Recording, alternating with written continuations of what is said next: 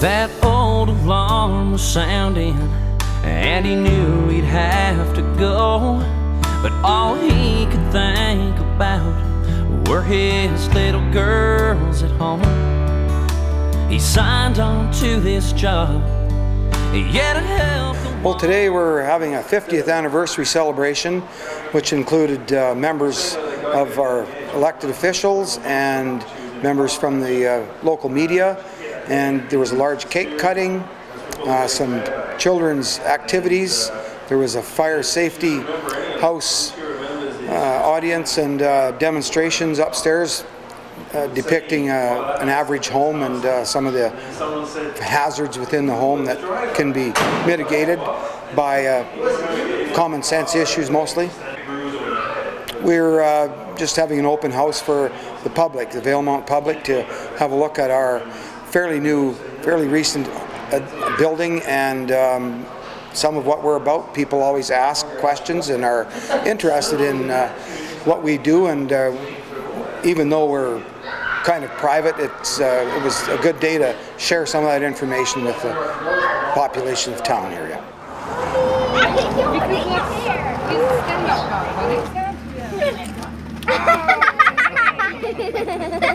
How long have you been a volunteer firefighter?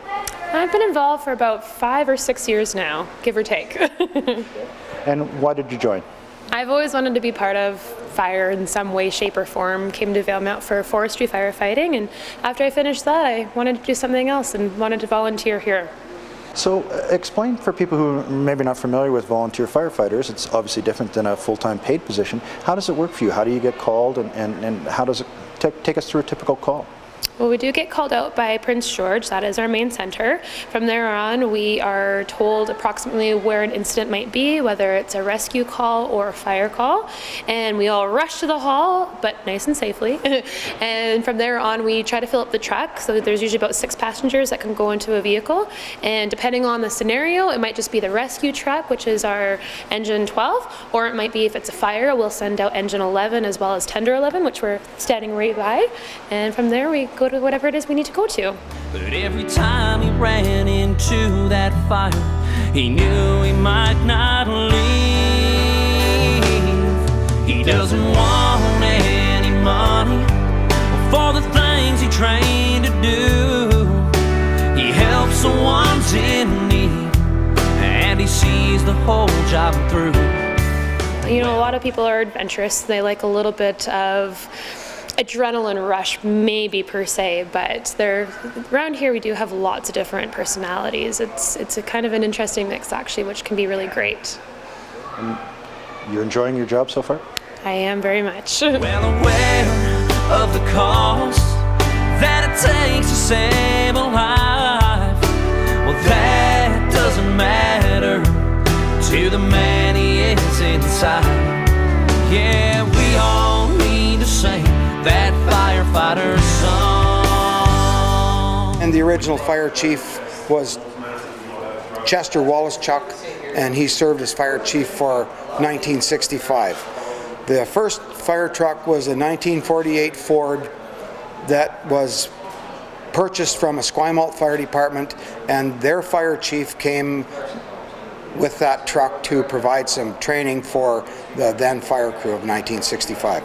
So that appeared in Valemount in January of 1965, that 1948 Ford. And we did get that 1948 Ford back. It was stored in Blue River for the past few years. And let's talk about now. So Valemount, it's now the Valemount Fire and Rescue instead of just the Valemount Fire Department. And how many members do you have on the force now? We try and keep a roster of 30 people. That has been perpetuated by people having to work out of town, and requirement of the rescue service has created a busier season or busier year for the need for having more members on staff to answer the calls. It must take a toll, especially on a small town like this where everyone knows everyone else, and you have to go out and fight your neighbors' fires and your neighbors' accidents and things of that nature. Is it difficult for firefighters and rescue personnel in a small town? There are some instances certainly where we've had people that we know or that some of our firefighters know that have been injured in motor vehicle accidents, or in one instance lost their life in a fire, and those issues bear a huge responsibility and a lot of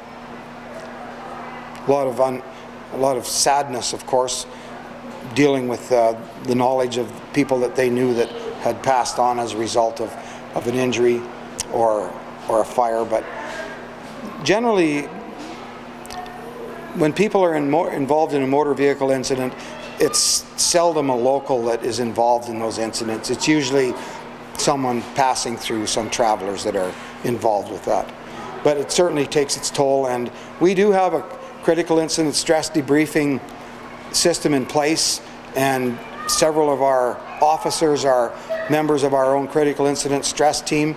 We do get a huge amount of assistance from other fire departments, like our neighbors McBride with critical incident stress, to help belay some of the problems that happen as a result of seeing something that's traumatic. And so when you see people in distress due to motor vehicle accidents, there's a lot of trauma on those incidents, and it takes some education and reminders to our people on a frequent basis that first of all, they're not the cause for most of the people's problems that we're visiting. But it does, I can't say that we've lost any people as a result of critical incident stress, because we are very proactive in promoting that critical incident stress debriefing system and some help for people if they require something further. Well, it certainly is wonderful work that you and your members do here on the force. You've saved and helped countless lives in this area, both in the fire and the rescue. And thank you very much for 50 years of serving the community. And we hope to have you with us for as long as we possibly can, because a volunteer fire department is a wonderful thing to have, and you guys do great work. So thank you very much. Very good. Thank you, Gord, and thanks for having the opportunity to express a few of the issues we have, and I hope that we'll continue to strive for betterment as always, and we'll be here for the public. That's our job. We all need to sing that firefighter song, and we all need to pray that firefighter's gone.